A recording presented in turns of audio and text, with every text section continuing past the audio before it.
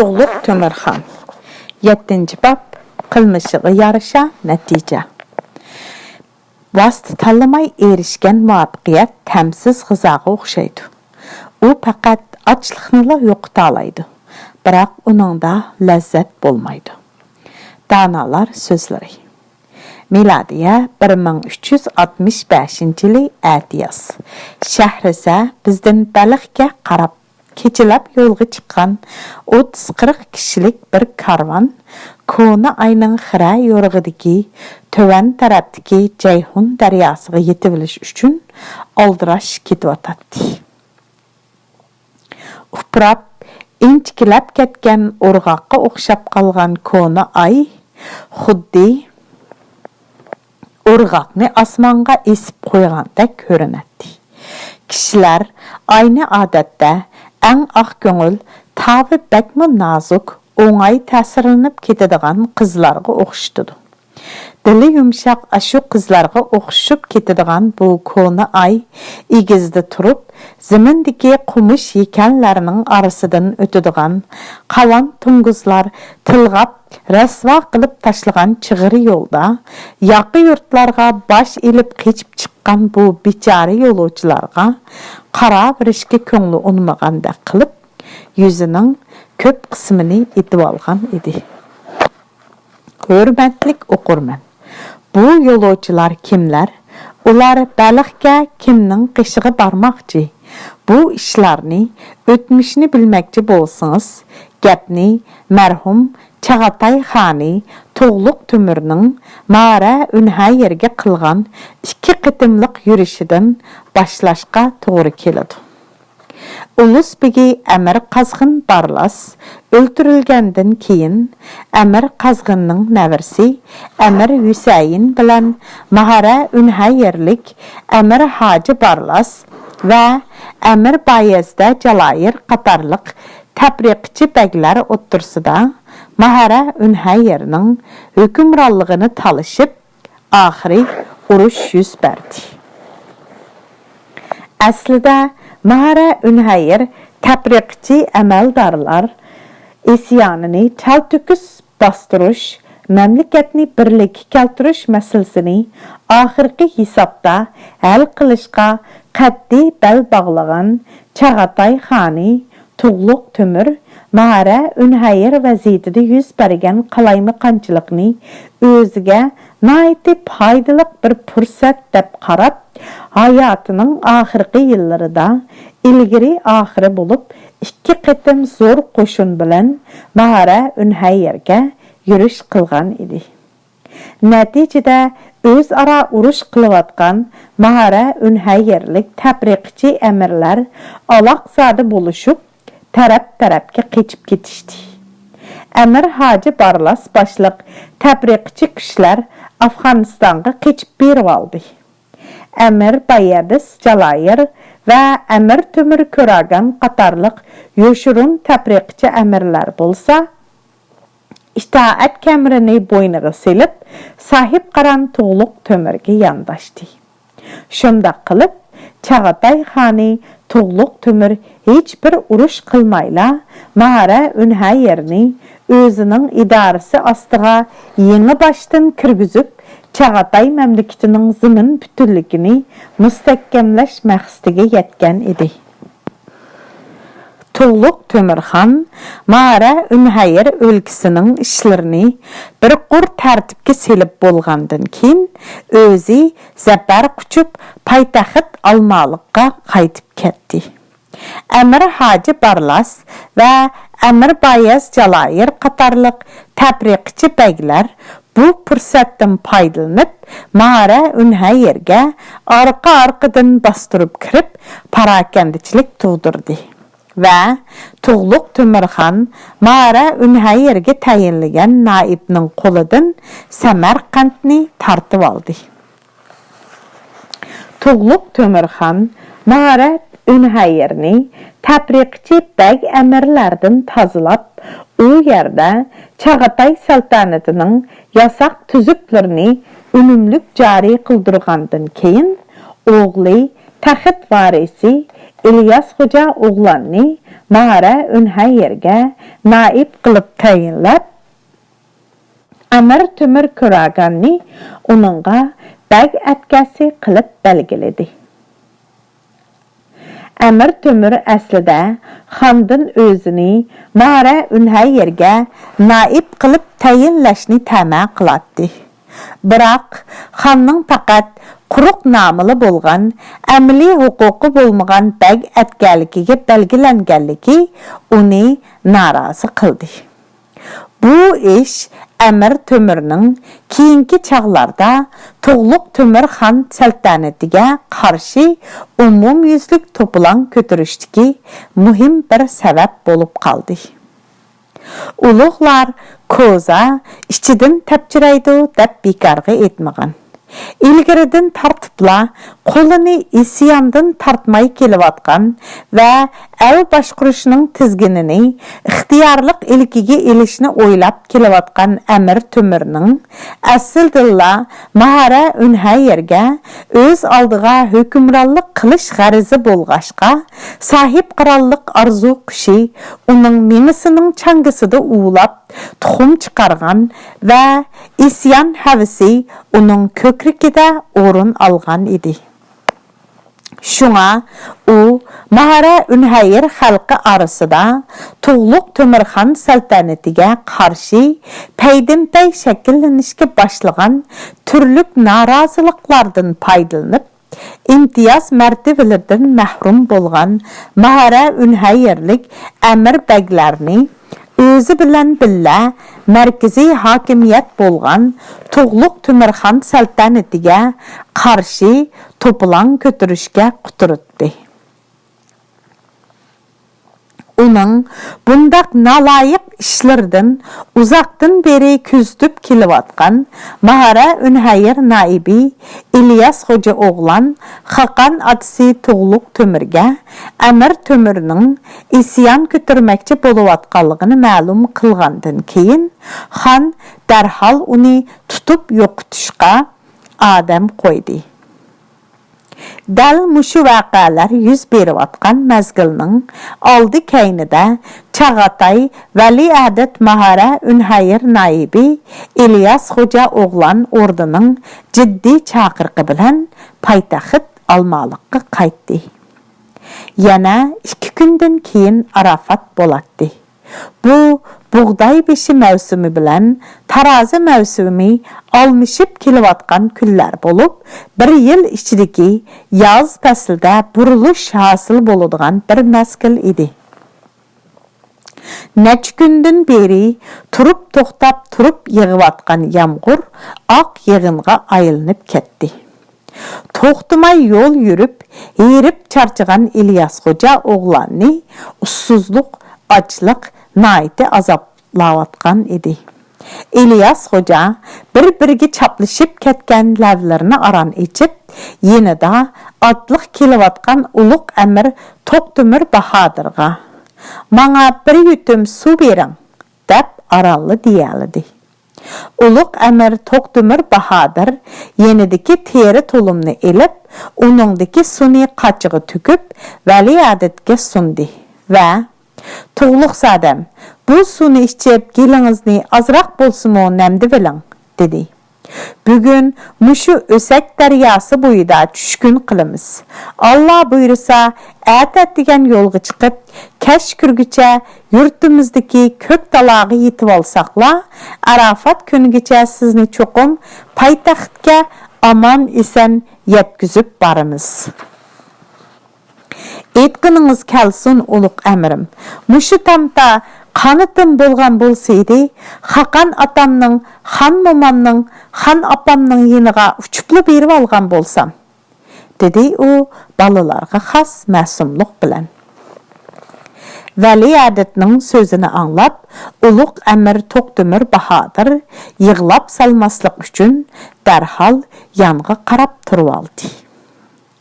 Ular Köktala vadisiga qadam basqandan keyin tuzukmu dam olmasdan Arafat kunidan bir kun ilgari poytaxt Olmaliqqa yetib kelishdi. Uluq əmir Toqdemir Bahadır Turg'avutlarga sapning oldida ketayotgan vali adetni qo'g'dash uchun qo'rshab minishni ishorat qildi. İlyas Xoca oğlan başlap mangan atlıqlar sepi orda aldığı yetip kelgende, ordanın içidən Turg'avutlar tüməninin tümənbegi Əmir Tömür Məlik Bahadır başçılığıdaki Əmir Ömərə, Vəzir Vuzura, Əkabir Əşrəflər ularının aldığa istiqbal qılıb çıxışdı. Vali adet Mahara Ünhayır naibi İlyas Xoca oğlan atdan düşüp həmmidin aval xan tağısı Əmir Tömür Məlik Bahadır bilen salamlaşıp görüşkəndin keyin rəiyyət bilen adətdikidəlla salamlaşıp görüşdü.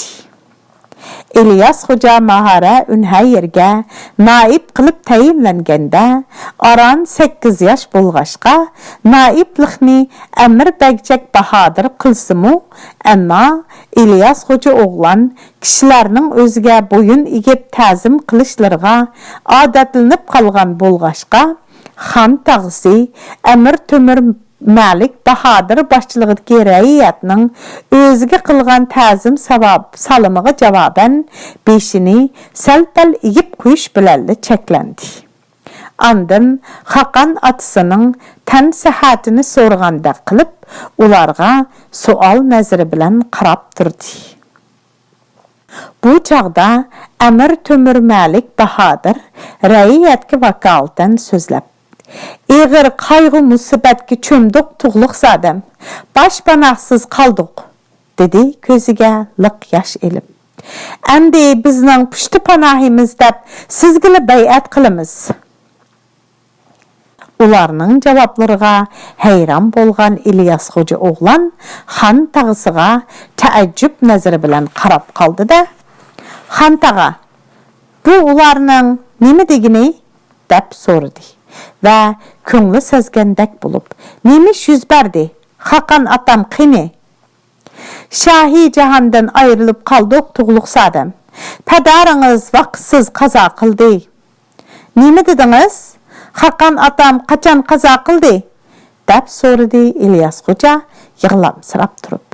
Sahib qaran Xaqani aləm bunundan 3 ay ilgiri can təsəddüq qılğan idi. Mağa nemişki xəbər qılmıdınlar? Gayretlikrek bolong tuğluq sadəm. Siz hazır padişahi aləmsiz, dedi Əmir Tömür Məlik Bahadır özünü zorğu besvelib. Ətə qurban heyt namızıda xutbə sizin mübarək namınızı oquludu. İlyas Xoca oğlan xan tağısının bu sözlərə qulaq salmadı. Mən hazırның özüdə xan momam, xan apam bilen körüşüşüm kerek, dedi. Baş üstüge, mən hazırlı sizni hərəmgi başlap baray, dedi Əmir Tömür Məlik Bahadır qulluq bildirib. Tuğluq zadı İlyas Xoca oğlan xan momusu bilen xan apsını körgəndə özünü xuddi çoğlardək tutup kiçikkini qollarını köksüge koyup ədəb bilen salam qıldı. Andın yügürüp berip xan momusu bilen xan apsının qolları esilip isədəb yığlap ketdi. Tuğluq zadı oğlum, dedi xan momusu 9 yaşlıq bu Xaqan nəvirsinin beşini sılap. Rəhmətlik Xaqan boğan Esen Buğa xanның xanidanıda ən qeyrisidən məlli eşip qaldım. Xaqan atan Ramazanның o yettisida düşmanlar tərəfindən zuqum zəhər qılıb öldürüldü. Anlasam Hazreti Ali Şahi Bərdəmmu dəl müşkündə düşmanları tərəfindən qəsləb öldürülgən ikən. Mən qeyrğınımda bundaq içinişlik paciani körərmən dəb oylamağan edim. Yığlıdım, qaqşıdım, köz yeşim qurdu. Axırı səvr qılışqı məcbur buldum. Xan momusu köz yaşlarını aqdaki yağlığının uçu bilen ertip koydu. 9 yaşlıq Çağatay Vəlihədi İlyas Xoca oğlan xan momusunun kolunu tutup xuddi çoğ yaşdaki adamlardək sözüldü. Xan moma, yığılman. Yana biz obdan kunlarga uluşarmız. Bu kunlarmi ötüp keter. Vay tatlık tılыңdan ayılnay Hakan oğlum, dedi xan mumsi xoşal bolğundan nəvirsinin bişini sılap. Sen hemmimizning tağdak yölençiki, rahmetlik Hakan atang tuğulgan kündün tartıpla atsi Hakan boğanını körmey çoğun bolğan idi. Birak Hakan atang rahmetlik boğan kılalmay armandı ketken büyük işlerini vücut çıkardı. İlyas Hoca oğlan xan mumsi bilan körüşüp bolğandan keyin bir chetda qarab ko'z yish qilib turgan apsiga ikki qo'lini ko'ksiga qo'yib salom qildi. Labbay xan apa, mana o'g'lingiz oldingizga xizmatingizga keldi. Xanish Zamuran bibi o'g'lini bag'riga besib yig'ladi. İlyas xan o'g'lim, seni xavf-xatar orasiga avatganligim uchun meni kechir. Hazır qaygığı berilib yığılab olturduğan peyt emasligini his qilib yetgan Şahsaniya Manglik xatun keliniga kayıp onu davamlıq sözligili qo'ymadi. Voy kelin, bas yetar endi, sabr qil. Ondan o bir chetda qo'l qo'shtirib turgan Amir Tömür Malikdan taj kiyish murosimining tayyorligi bitkizildimi deb so'radi. Hürmetlik validemge ma'lum bolğayki, jemi tayyorlik ishlarini bitkizib qo'ydik. Xotirjam bolğaysiz. Qurbaniyat namozi oxirlashgandan keyin xon ordusidagi Qubbilik saroyda dag'dug'liq taj kiyish murosimi o'tkazildi. Ordining murosim begi qo'lidagi oltin hassini yerga 3 martaba urib taj kiyish murosimining boshlanganligini e'lon qildi. Mavkabdagi vazir Jaysang, Amir Umara va akabir ashraflarning hammasi Amir Tömür Malik Bahodirning boshchiligida Chag'atay mamlakatining yangi hukmroni İlyas xan o'ltirgan oltin taxt oldiga kelib, tiz cho'kib, sadoqatlik bildirib, ta'zim bajo keltirishga boshladi. Ular Mongol yosoni bo'yicha xonning sol qo'l tarafi bilan taxtning keynidan aylanib o'tib, xonning oldiga kelganda tiz cho'kib, yerni o'pib, bosh uratdi. Bu arliqda ularning har biri 9 qatim tizilinib o'ltirib, ta'zim rasmiyatini ado qildi. Murosim begi dag'dug'liq taj kiyish murosimining oxirlashganligini jakarladi. Xonning taj kiyish murosimiga naib ulus begi Amir Qamariddin Dug'lat o'zining betap bo'lib qolganligini bahona qilib qatnashmadi. Shu kuni kechda Amir Tömür Malik Bahodir xon muhrdari Yalliq Tayshi, Shayxul Islom Mavlana Arshidin Valiyullah va Episkop Lavrenti Hazratlar İlyas xonning oldiga salomga kirganda u ko'ngli yerim bo'lib yig'lab o'ltiradi. Xon aliylari, biz sizning ahvolingizni tushunamiz, dedi Yalliq Tayshi hasirab aram so'zlab. Uni yaqindan buyon ziqqi kesli yomon qiynayotgan edi.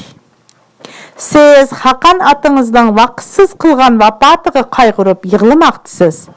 Marhum Tug'luq Tömürxon boshqalarga yaxshilikni o'ylaydigan himmatlik yaxshi Hakan edi. Men bilmadimki, dunyoda uningga o'xshash hamisha boshqalarning g'amini yeb, boshqalarga mehribonlik qiladigan yana bir Hakan bormikin? Shundaq, marhum xon atingizning ijtihod qilishi bilan, dedi Mavlana Arshidin Valiyullah uning so'zini quvvatlab.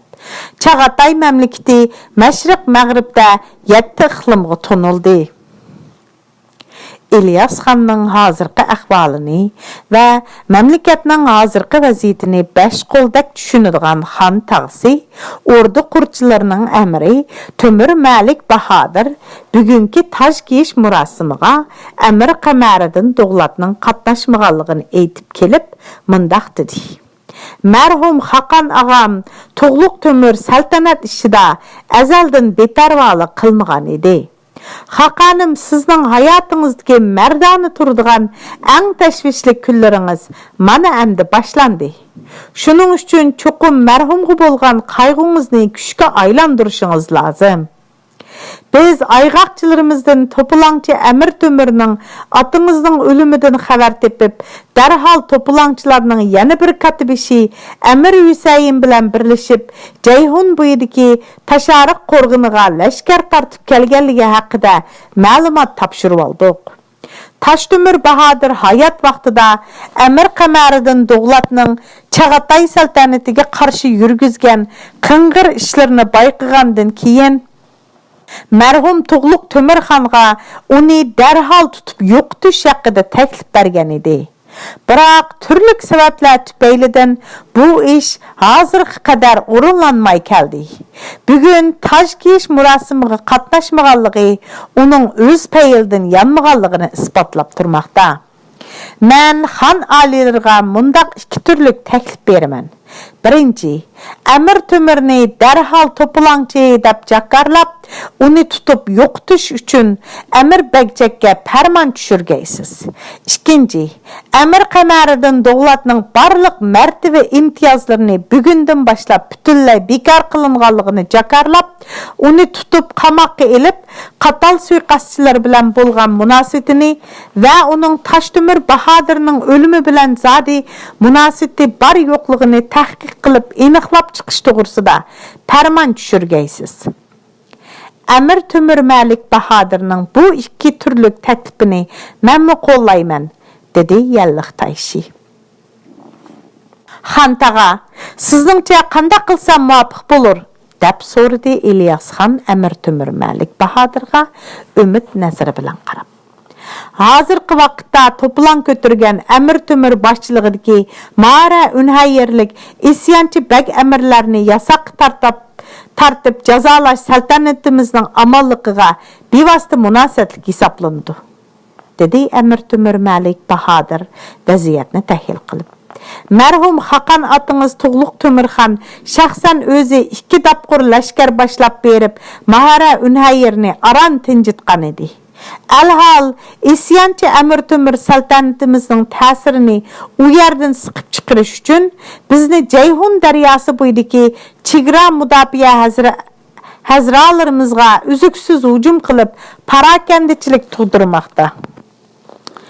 Xon oliylari Mahara Unhayyerda to'polonchilarni yasoq tartib jazolashni shaxsan o'zi bevosita boshqarib, Amir Bagjak boshchiligidagi qo'shinlarimizga ilhom berib tursa, ularning jangovarligi 100 aslab oshudida saltanatimizning surini Mahara Unhayyerda texmi qattiq kuchlik joriy qildirishdagi ahamiyati zo'r bo'ladi. Xon tağa hazratlari, sizning aytqiningiz bo'yicha bo'lg'ay, dedi Ilyasxon darhol. Janobi Yalliq Tayshi, siz Xon tağamning bayi aytganlari bo'yicha Amir Temur Amir Qamariddin Doğlatning bütün huquq martaba imtiyozlarining bekorga tortilganligi va yasoq tartib jazolash uchun ularni darhol tutish tayyor haqida farmon qilg'aysiz. Әтsi Ilyasxonning Amir Temurning amirlik mansibi bilan Amir Qamariddin Doğlatning ulusbeglik mansibining bekor qilinganligi to'g'risidagi farmoni qo'lga tutqizilgan da'vochilar mamlakatning har qaysi joylariga mangdirildi. Qurchilar Amir Temur Malik Bahadir Ilyasxonning Amir Qamariddinni qo'lga elish haqidagi farmonini ko'tarib uyga borganda uning allaqachon qechib ketganligi ma'lum bo'ldi.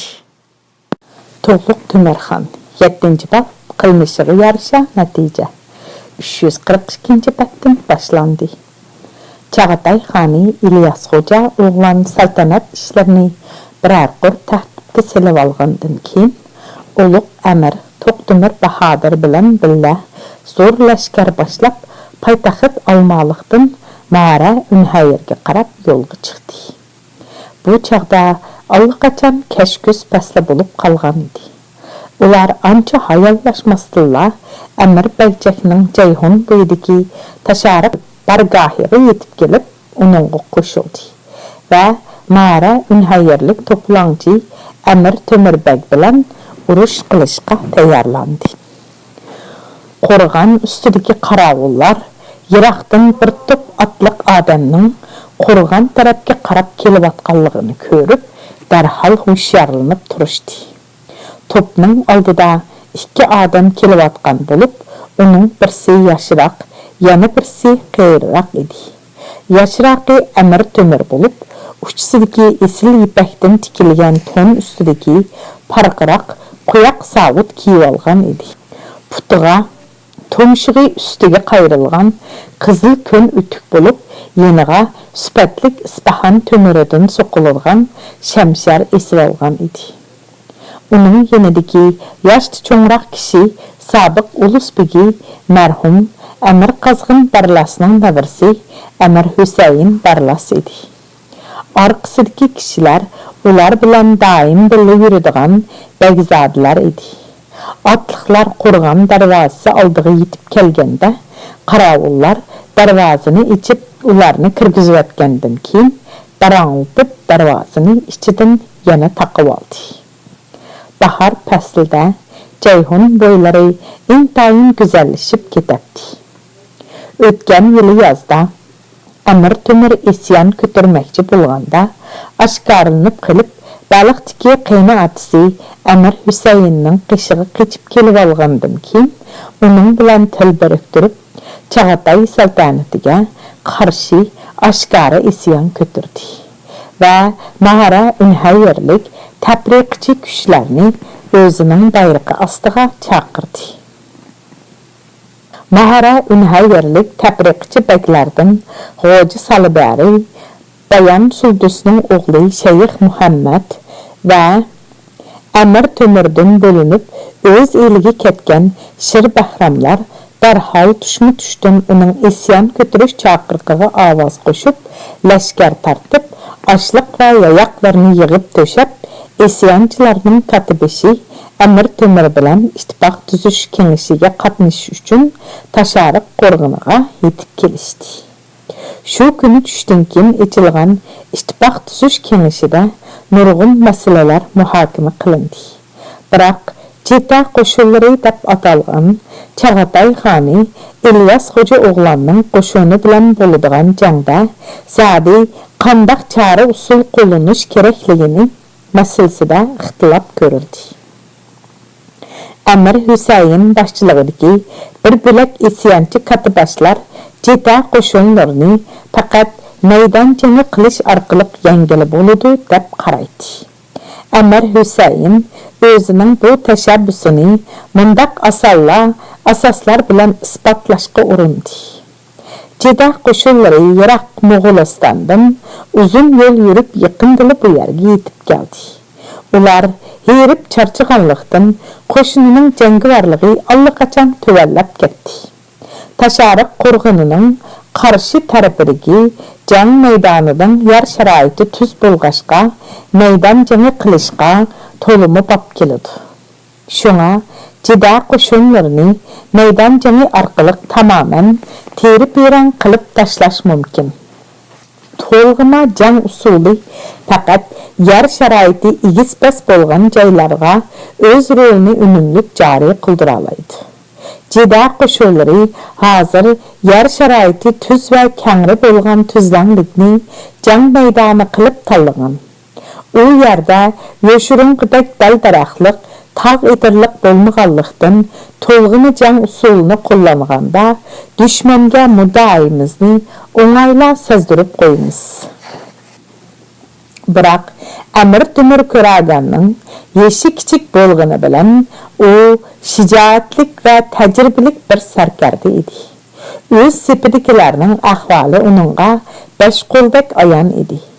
İsyonchi lashkarlarning asosiy qismi oqsoqol mo'ysipitlarning da'vat targ'ibotlari bilan isyonga ovoz qo'shishgan el ishchidan kelgan kishilar edi. Bu alomalar urushni zodi ko'rib boqmagan yoki urushni uzoqdan eshitgan, hech qanday urush natijasi, tajribasi yo'q kishilardan tashkil qilingan bo'lg'ashqa, İlyas xonning puxta ta'lim tarbiya ko'rgan, intizomchanligi kuchlik, qurol yaroqlari xil, Jangivarlığı üstün bolğan muntizim qoşunlarını meydan jangı qilish arqılıq yenimen deyiş balalarcha qılınğan xam xiyal idi. Biroq Amir Hüseyin jida qoşunları bilan meydan jangı qilishda çın turib alğaşqa Amir Temurmu amalsız qaldı. Uruş saharda başlandı. Quyosh osmon raviqining dargisidan bosh chiqarib, uyqudan yana uyg'ongan janondak munavvar jamolini ko'rsatib, olamni nurg'i to'ldirganda, ikki tarafdan lashkarlari top-top, sanjaq-sanjaq bo'lib jang maydoniga kirib, qator tizilib, jangning tartib qoidalarini bajo keltirdi. Her iki taraf o'zlarining o'ng-so'l qanotlarida doktorni qo'yishdi. İlyas Xan tarafının əmrləri qoşunni tərtibə silish və jangga tayyorlash jihatdagi qat'iy shartlarga amal qilgan holda lashkarlarni to'liq qurollantirib, atlarga gijim taqab, lashkarlarni o'ng qanot va so'l qanot qismlari bo'yicha tashkillab saf tuzdi. Çağatay qoşunlarının sol qanati İlyas Xan başçılığındaki Uluq Əmir Toqtumur Bahadır'nın qoşunları topudan zinnət tapdı. O'ng qanati Çağatay qoşunlarının sarkardisi Əmir Bəgcək Bahadır və Əmir Hamid Kürkütlarının ixtiyarığı tapşırıldı. Şunda qılıb, bir-biriga düşman bolğan hər iki tərəfdəki qoşunlar qanat-qanat bo'lib, intiqam va jang qilish yuzlarini bir-birini halak qilish tarafga qaratdi. Qarshi tarafdagi Amir Temurning isyonchi alamallarimi xuddi Çağatay qo'shinlaridek ikki qanotdan tuzishgan edi. To'polonchilar sepidan Amir Temurning Xo'ja Salibari degan bir amir gurzisini osmonga peqirtib etib, javlambozlik qilgan peti Amir Hamid'ga qarshi maydonga at silib kirib keldi. Amir Hamid etini devitib kelib, uning oldini to'sdi-da, "Hey, to'polonchi Asi, jiningga agah bo'l", deb uning maydisiga qilich urdi.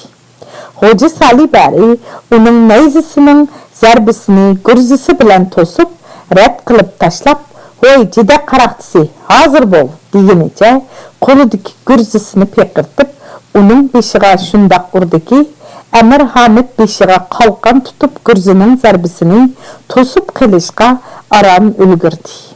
Gurzining qalqonga so'qilgan chaqdagi ovozini anglab, ikki taraf lashkarlarining anisidan emgan sutlari og'ziga kelishdi.